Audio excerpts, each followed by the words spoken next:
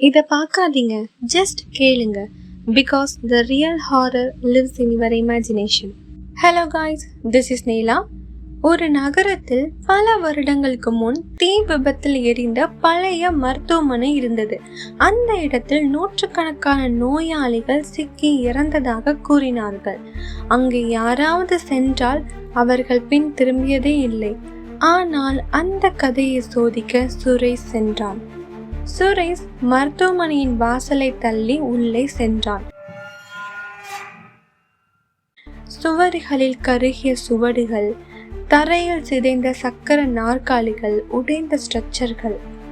அவனது torch light சுவரில் அடிச்ச போது யாரோ இரத்தத்தில் எழுதிவிட்ட மாதிரி ஒரு வாசகம் தெரிந்தது. நாங்கள் இன்னும் இங்கே இருக்கிறோம். சுரேஷ் பயத்தில் மூச்சு விட்டான். திடீரென்று மேல் தளத்தில் யாரோ எமர்ஜென்சி பெல் அடித்த சத்தம் கேட்டது.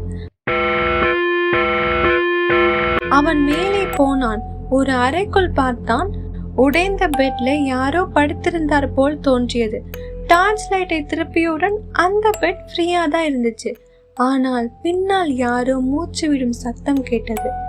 சுரேஷ் மெதுவாக பின் சென்றான்.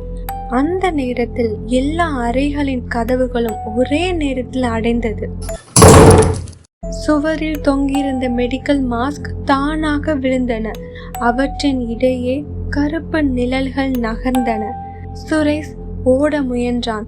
ஆனால் காரிடர் முழுவதும் கருப்பு வெள்ளை மருத்துவ அங்கிகளுடன் கண்கள் இல்லாத உருவங்கள் நிற்கிறது போல அவனுக்கு தோன்றியது. திடீரென்று அவனுக்கு முன்னே ஒரு நர்ஸ் தோன்றினாள். வெள்ளை ஆடை கருகி இருந்தது. முகம் முழுவதும் கருப்பு சாம்பல். அவள் சுரேஷின் அருகில் வந்து காதில் மெதுவாக சொன்னாள், "உன் வார்டு நம்பர் என்ன?" சுரேஷ் ஓட முயன்றான். ஆனால் அவள் கையை நீட்டி அவன் கையை பிடித்தாள். குளிர்ந்த எலும்பு மாதிரி கை. அடுத்த நாள் காலையில் அந்த மருத்துவமனை வெறிச்சோடி இருந்தது. ஆனால் தரையில் ஒரு நோயாளியின் ரிஸ்ட் பேண்ட் கிடந்தது. அதில் எழுதப்பட்ட பெயர் சுரேஷ், வார்டு நம்பர் 13.